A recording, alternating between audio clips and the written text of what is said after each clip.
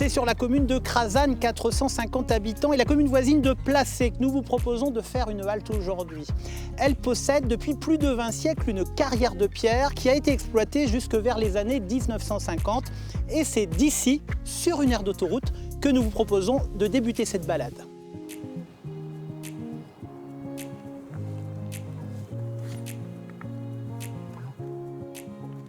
Une polémique qui remonte aux années 1990. ASF, qui deviendra Vinci plus tard, veut construire une autoroute, la 837.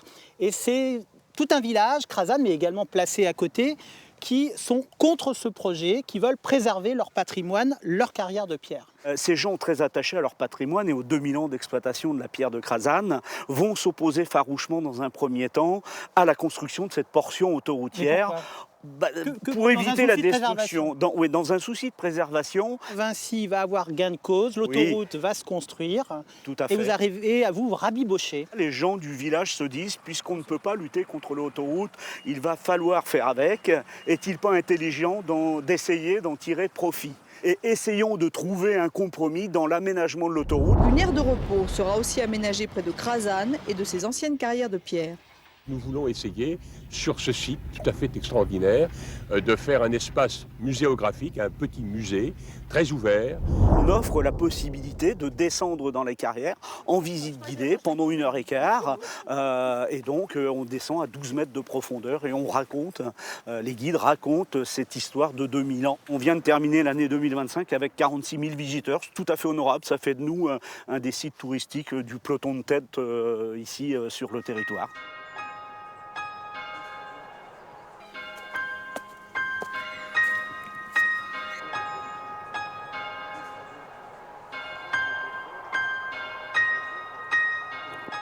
Avec vous, Alice, on va s'intéresser à un artiste peintre qui est né ici, à Crazanne, dans cette commune, en 1867.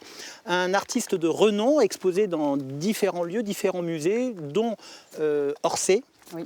Achille Bron. Achille Bron, qui est un peintre dans la lignée post-impressionniste de la fin du 19e. Achille Bron, c'est vraiment quelqu'un qui travaille la couleur. Il est vraiment très matérialiste, il utilise beaucoup de couleurs, beaucoup de matières.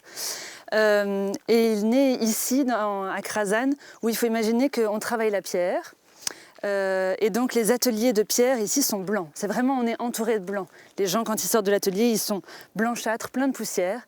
Et donc il faut imaginer le choc que ça peut être pour un enfant du pays que d'arriver à Paris pour faire ses études et de voir le travail de la couleur des premiers impressionnistes des années 1880. D'autant plus que le tube de peinture vient de voir le jour, vient d'être créé une quinzaine d'années plus tôt. Oui, c'est ça. Et ça, c'est vraiment la révolution artistique du 19e. C'est ce qui nous permet de pouvoir prendre quelques pinceaux, les tubes de couleur et d'aller peindre en plein air.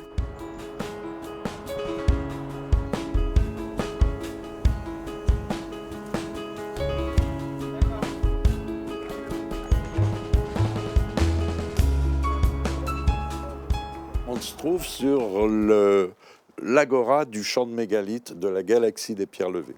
C'est un champ de 360 mégalithes dédié aux cultures du monde, avec 5 pierres mères qui symbolisent les 5 continents. Ici, moi, j'ai l'Asie, l'Europe, les Amériques, l'Afrique et l'Océanie. Les sculpteurs font 2 mois de résidence, en fait 6 semaines, et ça peut aller jusqu'à 2 mois, mais on les oblige à travailler avec des outils à main.